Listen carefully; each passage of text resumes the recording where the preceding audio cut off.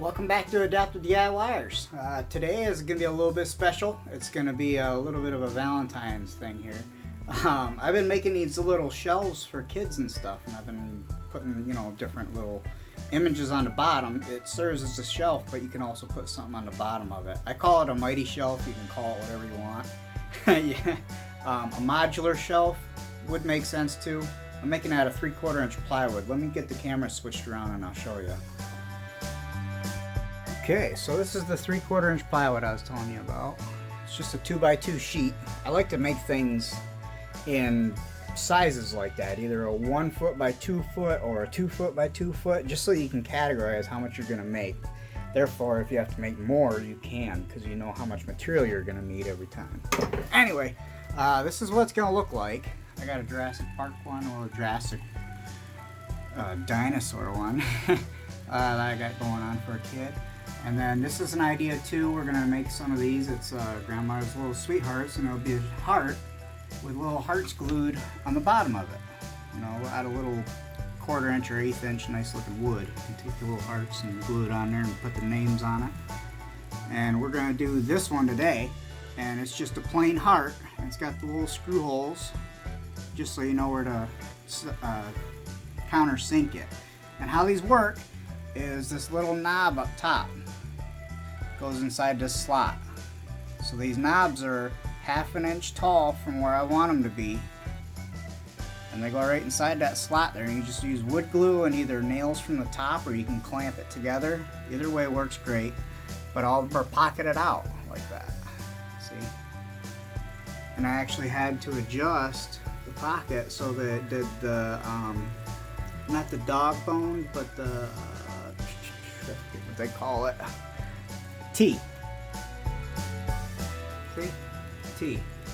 You have to do that underneath so that you can get that squareness in there, because otherwise the square won't fit right. And actually, on the corners here, I have to take a file and file it down, or use a chisel just to make that straight 90 so that it fits in there nice. But yeah, that's what they look like bare on the program. And we're going to go ahead and run this file and get them cut out, and then we'll go ahead and do the heart. After this, we'll go upstairs and finish the heart off, and we'll show you how to do that. It's kind of tight right now, but once the machine starts, it'll back up, and you'll see what's going on here. It's just such a big piece, I had to zoom out so far. But what first we're going to do is we're going to pocket the Jurassic World, and then we're going to V-carve everything else. And then after that, we'll get to cutting the pockets for the shelves. And then after the pocket, we'll actually contour cut and cut them out. I've done this quite a bit now, so I kind of got the feel for it. So without further ado, let's get this one going. Oh, and you might see some white chips sitting around. That's from my last video. I just carved some PVC. And I'm going to be making some house signs. So if you're interested in seeing that one, go ahead and take a look up top there. I'll put the link right here for you. You can check that out. That was a lot of fun. It was a different material that I've never worked with before. And if you haven't worked with PVC, you should definitely give it a shot. Alright, anyway, let's go.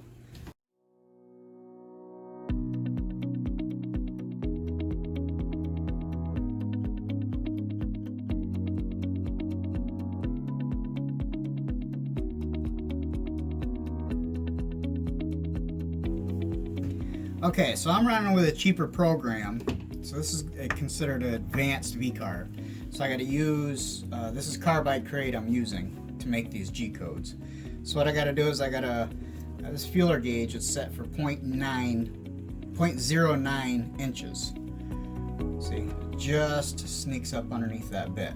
So what I want to do is I want to get this bit out of the way. I'm going to have to raise the whole thing up, take that bit out, put the 90-degree V-bit in it, and then drop it back down, and that'll put it in the same spot so that we can continue the carve.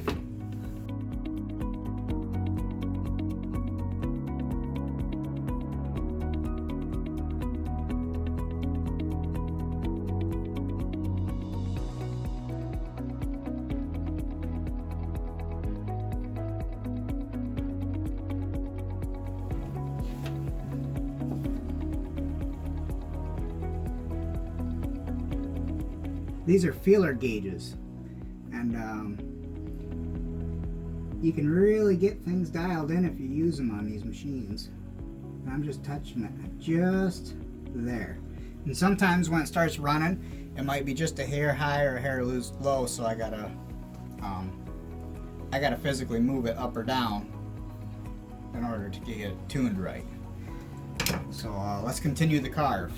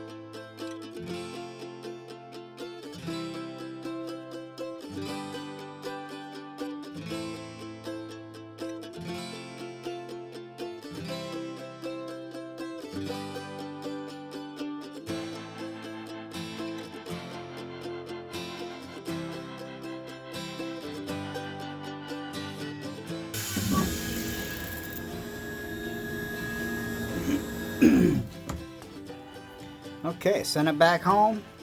Carving's done. I'm already seeing some issues here. This was just a piece of plywood I had sitting around the shop. It's pine. I would rather use maple. Every chance I get, I use maple, because with pine, it's so susceptible. Let's see if I can get this on camera or not here.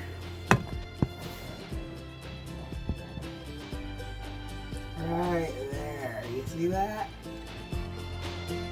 The wood split. Right there. So now I gotta repair that before I do my paint and my... So I'll just use a little bit of super glue or CA glue and put it in there and glue it up, and it should come out just fine. So I'm gonna go ahead and pull that out now before I lose it, and then I'll glue it back in. But the Jurassic Park one came out pretty clean. It had one little breakage on the P. Like I said, that is susceptible to that. So whenever you can, use maple plywood or hardwood plywood instead of pine, because it just falls apart on you as you're carving. So let's do the pocket pass. We'll knock the holes in for the shelving, and then move back over here. There. This camera set up, and then we'll flip it back out. So we'll go ahead and cut the pocket out for the shelves with the big 1/4 inch bit. And then after we're done with pocketing, then we're going to cut it all out at once. Okay, 1/4 inch down cut bit is loaded into the router. Let's get it cut.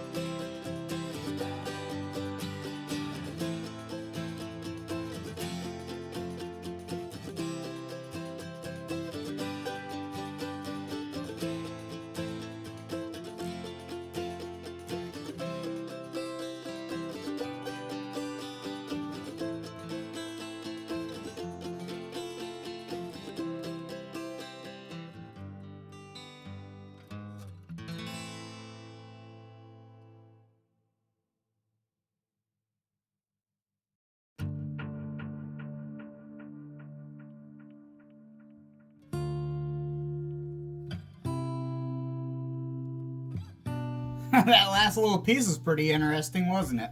Alright, I'm going to be going upstairs into our place here, and we're going to finish this up indoors because my propane heater just ran out of gas. So it's getting colder by the minute here in this little shop.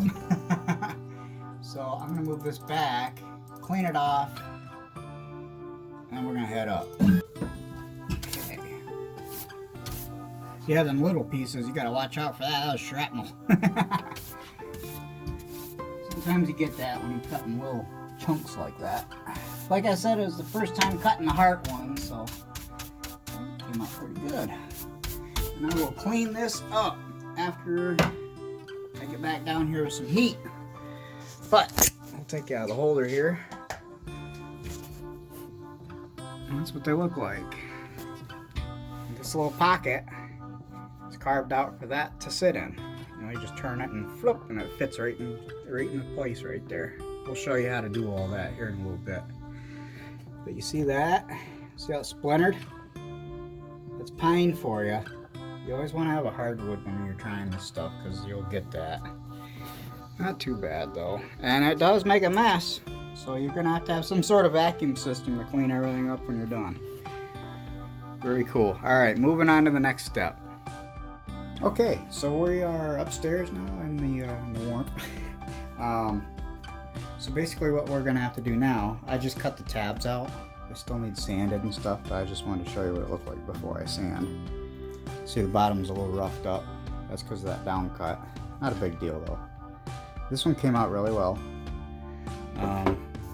As you've seen, the wood split on this, so I took a little painter's tape and I just fixed it up with a little X-Acto knife. Sometimes you gotta do that. And remember the mounting hole screws. And this is the heart we're gonna do as well. I'll just record all three of them.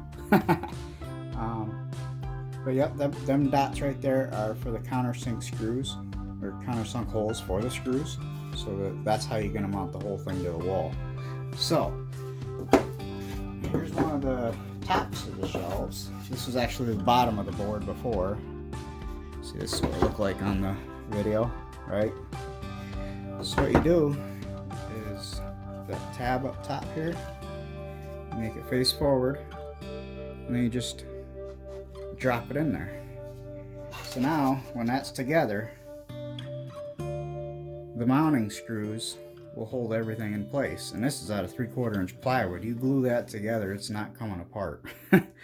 So you're gonna have to really do some wearing and tearing to ruin that. But this will show you how clean that mating surface is, which is phenomenal to me. This one came out really nice. And the Jurassic Park one, I already have it set back. You know what I mean? So what you do is you put it on backwards. Right?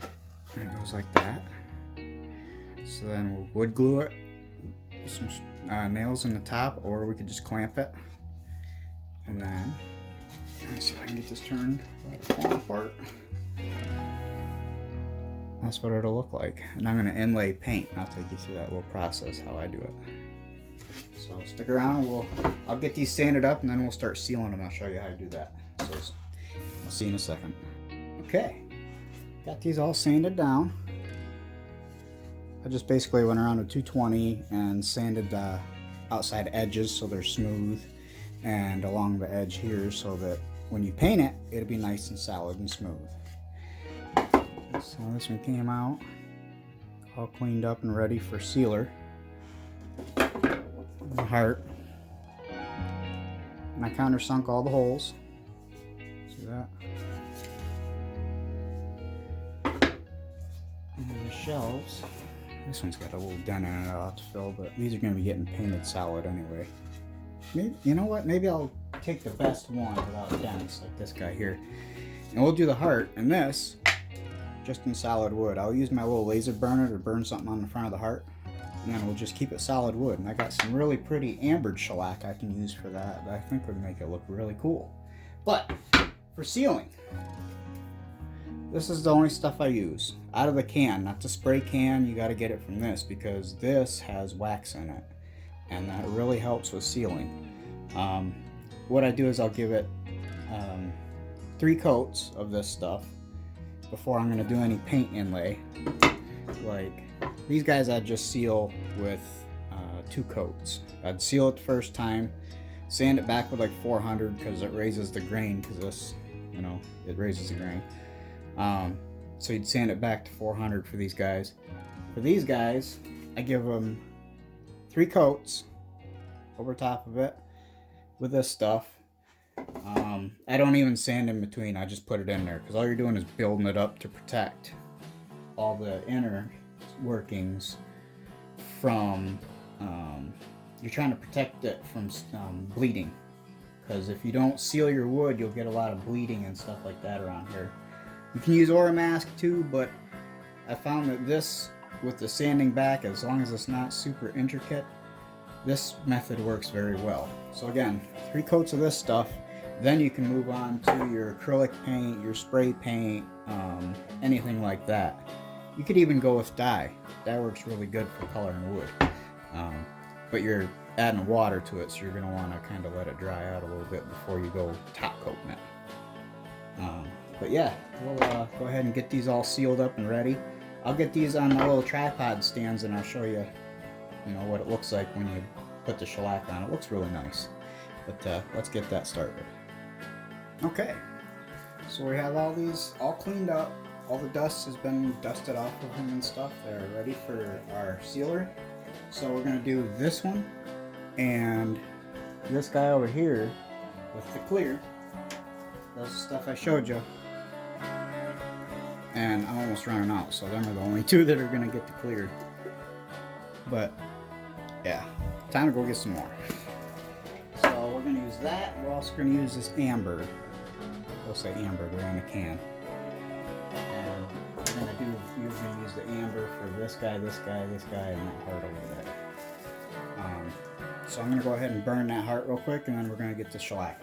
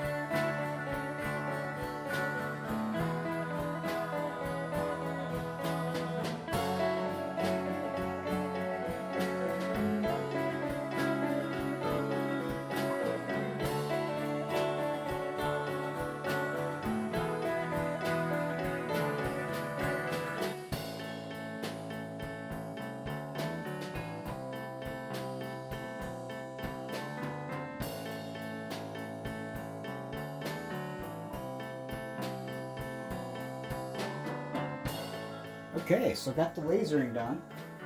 And so it came out pretty good, right? So me and my wife talked, and we like the color of that. So what we're gonna do is we're gonna shellac that with the amber. But on the shelf, instead of giving it the amber, I'm gonna go ahead and stain it. I have, the only kind of stain I use is Minwax. It works so much better than everything else. So what I'm going to do is I'm going to lightly rub this on with some rags to give it a good color on the shelf itself. So I won't be shellacking that, but we will shellac the rest of them. So I went and bought a new can of this clear shellac since the last time. So what we'll go ahead and do is do that and that and that with the amber.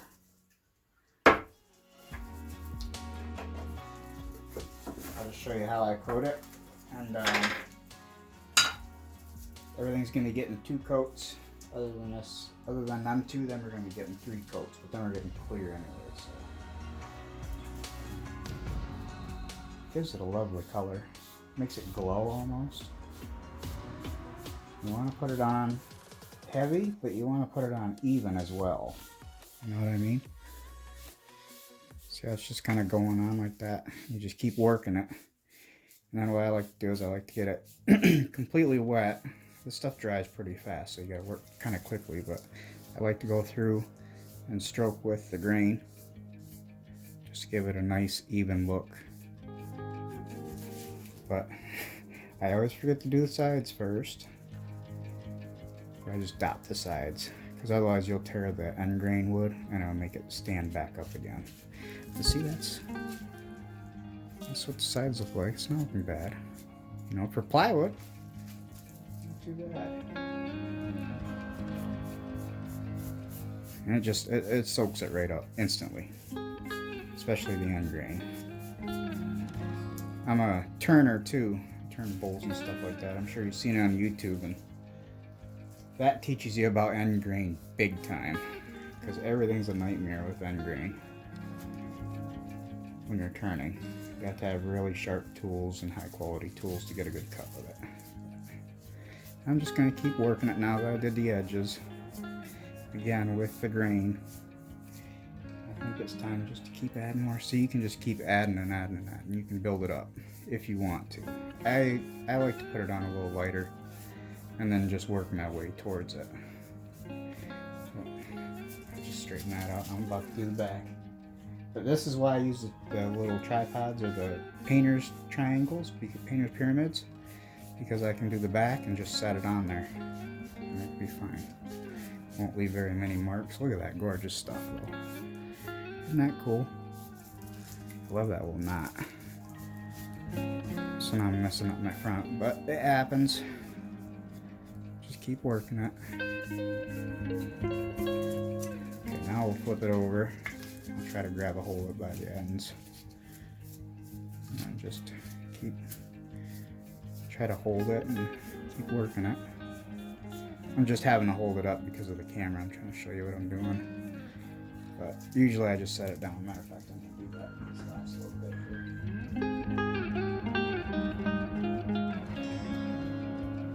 Coming out pretty cool. I like it. So we're going to do these two next with that, just because I have more of the amber. I found a good deal on it, so I bought a bunch of bottles or cans of it, because this stuff is not the cheapest in the world. But I found them for like $4 a can, so I bought a whole bunch of them. So I use that mostly. These are going to be getting painted over, so it doesn't matter what color the wood is anyway.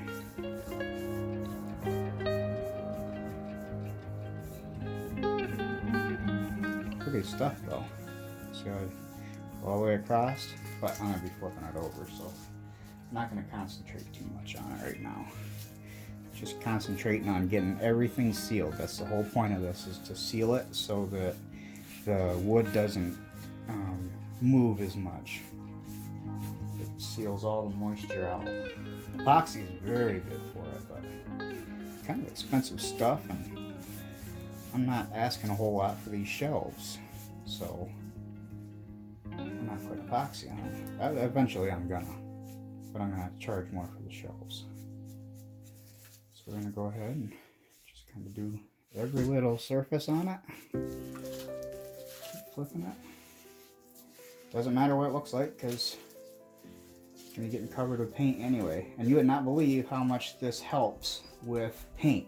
Because if you've noticed, if you paint bare wood, it'll soak up that paint like crazy. You have to put 3-4 coats on it for the color to start showing well.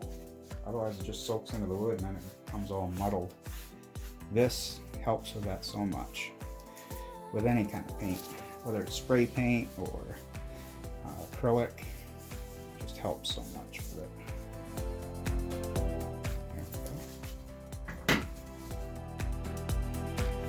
Now the shelf in the back, the one I'm going to be staining, I'm not going to be able to clear coat it, but I am going to put them together temporarily, just so you can see what it looks like. I'll put the stain on it and then put it together, just to see what, show you what it looks like. But I'm gonna have to wait a day or two on that. Go ahead and clear coat it, but I'm just doing it every little bit. And really, you could probably even get away with just one coat. It helps so much because of the wax.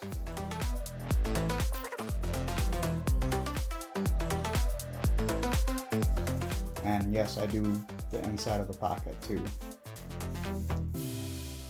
Just to help, because you're going to be gluing it, yes, but there's also sections in there where it's not going to be glued. Like the little things there. They won't receive any wood glue unless you're using tons of it, which that's too much. But okay, so then we're all done. Now we're going to move on to the clear. And last, the stain. dab it in there too. But mostly it's just the front now because everything's sealed on the sides for the most part. Having trouble getting inside of that little thing there, but yeah, kind of squeeze it in there, it goes in, but then you gotta work it out. See, so you just work it out. And yes, this is a form of clear coat too. So really, I mean, after the shellac, you can call it good if you want. I don't do anything else with the side parts because they're not going to be getting used. But for them, I put polyurethane on the top, either water-based or oil-based, depending on what stain I'm using. Like I'm going to be using oil-based stain back here, so I'm going to want to come back through with an oil-based polyurethane. If you want to go over stain with epoxy, you want to let it set up for about 48 hours. You want to get it really good and dry before you try to put epoxy over it, otherwise it won't stick to it correctly. This is going to need stirred. That one I used earlier, so that was already stirred up. There we go. Stir, stir, stir. See that milky look? You want to mix it till it's good and it's one solid color. And that goes for any of this stuff. Any kind of shellac or stain or anything like that. This is my favorite stuff though. This shellac here. Clear. It just works so well. See, you can hardly see it. And I actually dab it in. When you got carvings like this, I dab it in just to force it into there. And of course I smooth it out after. But I'm going to be sanding these back. And I'm going to probably leave these ones this white pine color. Just because I like it so much. And that's my first one. Maybe I'll get into dyeing some. Make a pink one or something and dye it. You can use these all year round. You could use this for like your grandma, you know, like that says. Or you could use it for an anniversary thing and your wife could hang it on the wall and put your little pictures up there, your family, you know, and put established with a married thing. Been into that lately. It's kind of cool doing wedding stuff and anniversary stuff. See, I'm just coating away, sealing it. I don't have to do the back twice usually, but the front gets 3 coats. So it gets good and sealed. Okay, I'm gonna let this one set up after I smooth it. Move on to the Jurassic part. And I'm not gonna record all 3 coats. I'm not gonna sit here and waste your time having to watch me do the same thing over and over again. So I'm gonna coat this one. And then once you come back, I'll have 3 coats on them. You see, I'm just trying to get it in there. You don't have to be really picky about it because all it's doing is sealing. It's going to be very cool when it's done though. And it went exactly down far enough to where the glue line was on the plywood. You see that? So if you're ever wanting to just leave that a bare bottom, you're going to have to go down just a little bit further or something. Set your depth to the right depth so that you hit one of the plies and not the glue line. Oh well. That was 0.4 inches, I think. I hit the glue line. So I think you're safe at 0.35 or I'd say 0.45 to 5. You should be good. Smooth everything out. Alright. And I'll do that real quick too while I got you on the camera here. And then I'm going to go back and keep working everything. And then I'll be back to paint. Paint inlay that. And start putting them together. Okay, so take this guy. This is that dark walnut 2716 Minwax. I get it at Lowe's. I only like Minwax. I tried the Walmart brand stuff. Varathane. I don't like that stuff.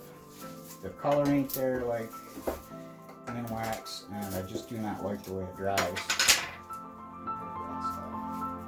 This is good stuff here. And you always mix it up because it all sets to the bottom. Even if it's brand new can. And it's dark. You want to be careful not to get this on anything else. I'm gonna reach over here. I'm gonna be very careful about this. I'm just gonna dip this rag in and start rubbing as fast as I can. And it's gonna darken that up like crazy to match that picture that I got on there. You can seal this first before staining. I seem to do alright this way. You just gotta do it a certain way and it'll be fine. Just gotta keep that rag moving and keep that stain moving. And just rub it right in there. Keep rubbing and rubbing and rubbing.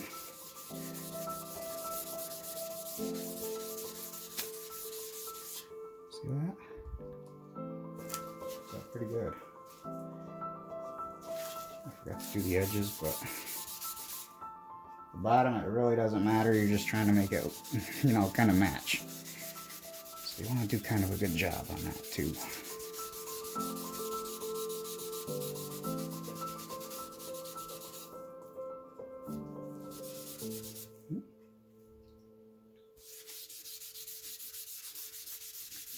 See, I'm just keeping it moving.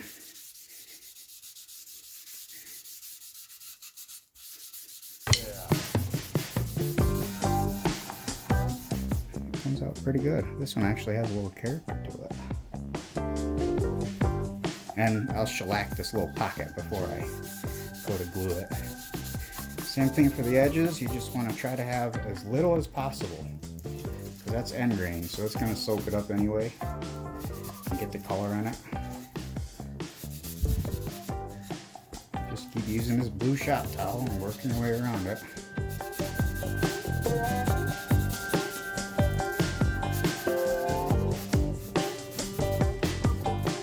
Do this in a ventilated area because this stuff is oil based and it does have VOC. Okay, we got all 3 coats on now. This one came out really good. So it's even got a little shine to it. So it's been about 4 hours now. I'm kind of slacking. So I can actually top coat this too, make it shiny, but that's basically what it's going to look like. And on the back.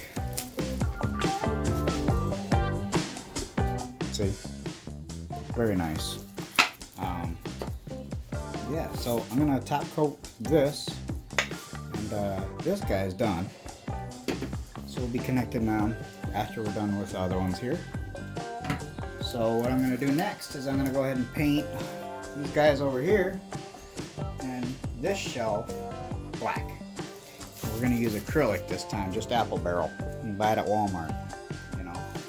Or you could use an exterior paint, and it's going to be durable, and if you get a gloss it'll actually be shiny too, but I prefer to use acrylic and then go over top of that with like polyacrylic or even a lacquer, you know. Lacquer's a lot tougher material, so it resists scratches a lot less and stuff like that. So if it's for a kid, the shelf's going to be pretty tough for it. So we'll go ahead and start prepping. First thing I'm going to do is I'm going to take this shelf, because I shellacked it, it raised the grain. So when I re-shellac something, it's going to raise the grain. And I don't know if you can see it or not in the video. So what I'm going to do is I'm just going to take some Scotch-Brite, and I'm just going to go across it lightly. Make sure I hit all of it, because this is going to smooth it off so that when we go over it with our paint, it's going to look really good. Now, I'm going with acrylic, but if you wanted to go with spray paint, be my guest. And the coverage is unbelievable when you shellac it, the coverage of paint, because you're going to have to go over it like, seriously, in a bad case, 2 times. And it won't soak the spray paint up like it usually does because we sealed it. Alright, so I got that all Scotch Brighted up. A bit of a rough spot there. You can feel it when you're sanding it. I'm trying to go with the grain. You always work with the grain whenever you're doing anything with wood. I'm sure a lot of you guys know that though. So we'll go ahead and wipe this down with blue shop rag. It's good enough, you know. It's just gonna be getting painted first, so I'm not being too picky. The hearts, on the other hand, they're gonna be getting sanded back, so I don't have to worry about sanding it like that because the finish is gonna be smooth after. This one here, the little sweethearts, you know what? I think I'm gonna leave it that color. And we're gonna go ahead and stain this. After we're done doing our paint inlay, we're gonna stain this a red tint. I got some either red mahogany or Sidonia red. I'm not sure yet. I might go with the Sidonia because it is more of a bright red. So just for heart, you know what I mean? It's cute. So I think I'm gonna keep this shelf just like it is. I'm just gonna I'm just hitting it with this Scotch Brite to smooth it, and then I'm gonna actually go over it with that lacquer, just like this one. So we're gonna hit this one and that one with lacquer right over top of the shellac, because the shellac did its job, it sealed the wood, and now it's ready to accept something that would be considered a finish.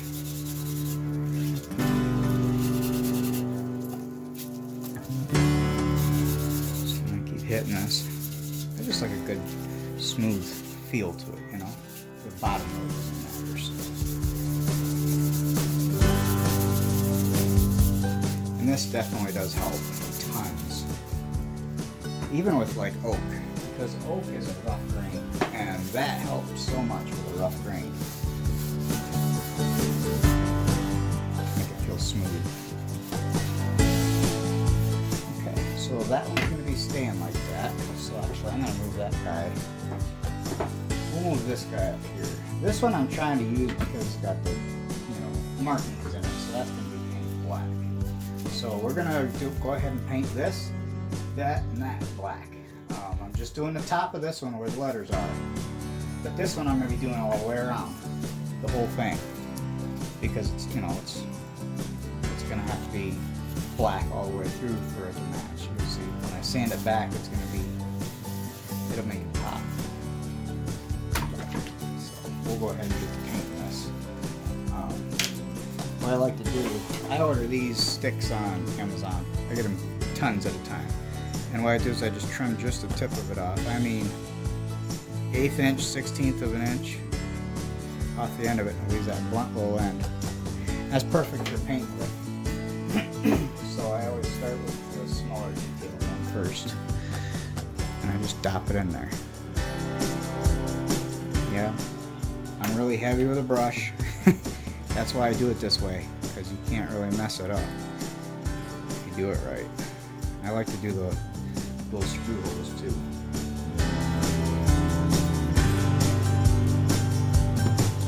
Just so it hides the screws a little bit better.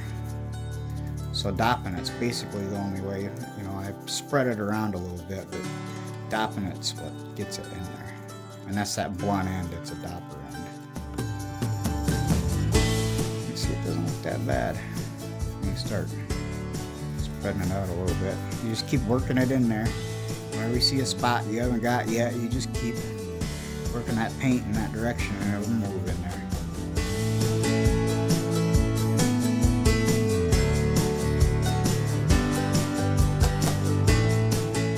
Go back through and hit them little spots, but usually one coat's good enough.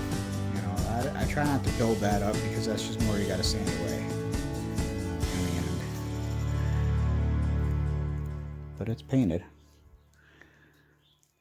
There we go. Now we're going to do the Jurassic Park, but that's going to be the entire thing is going to be black. So I'm just going to sit here and work it in for a minute. I'm going to fast forward and you guys can watch.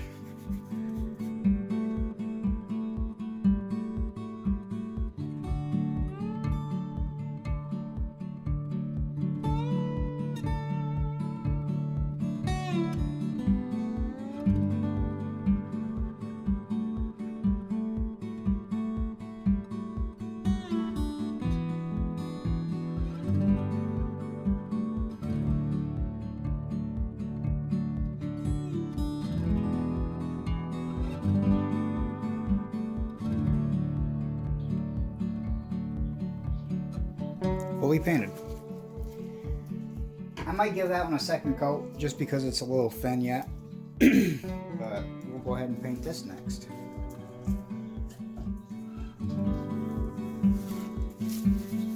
See that coverage? That's one swipe. It helps so much. And this is water-based product, you know, acrylic's water-based. And it may fade just a teensy tiny little bit, but it's not gonna be like putting it on there without, it's not gonna be like putting it on there without a sealer on. It's gonna be totally different. I usually give this 2 coats of acrylic. First coat on, let it dry, second coat on.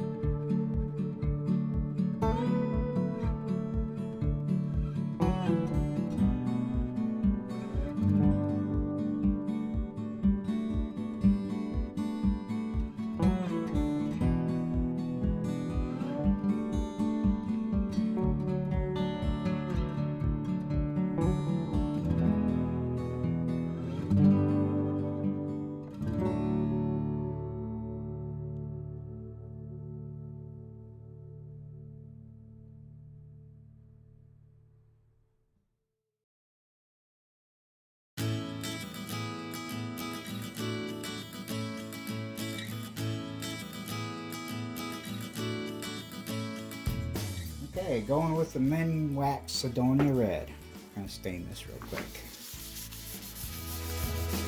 Just to give it a nice little hint.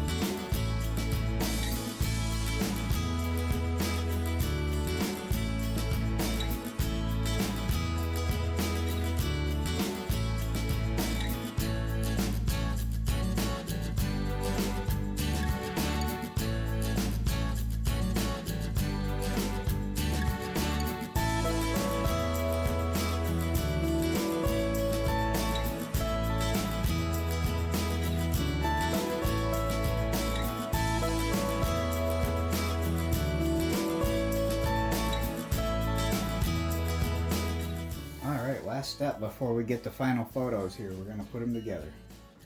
So I'm going to do this one first. What I do, well, that goes in there like so, right?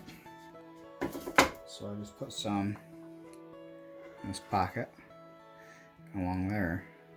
That should be enough. So when you press it down, that's where you're wanting to go. See the line? Just hold it still and staple it. It's kind of hard doing it on camera though. What I do is I hold it right up against something like that. Make sure to give it a good squeeze. And just use your staple gun.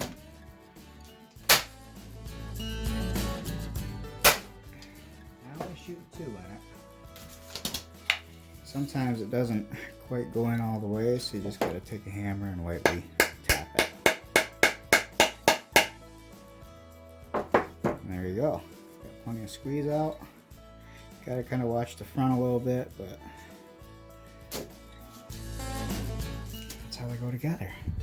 Or you can use a clamp. This is heart shaped, so it's kind of hard to put a clamp on there without ruining the tip of it. I'd have to make a block to sit up against that and have a flat space here. So you just carve that out and just clamp it. But the nail and glue thing works pretty good, so I do it that way. So we're gonna put all 3 of them together.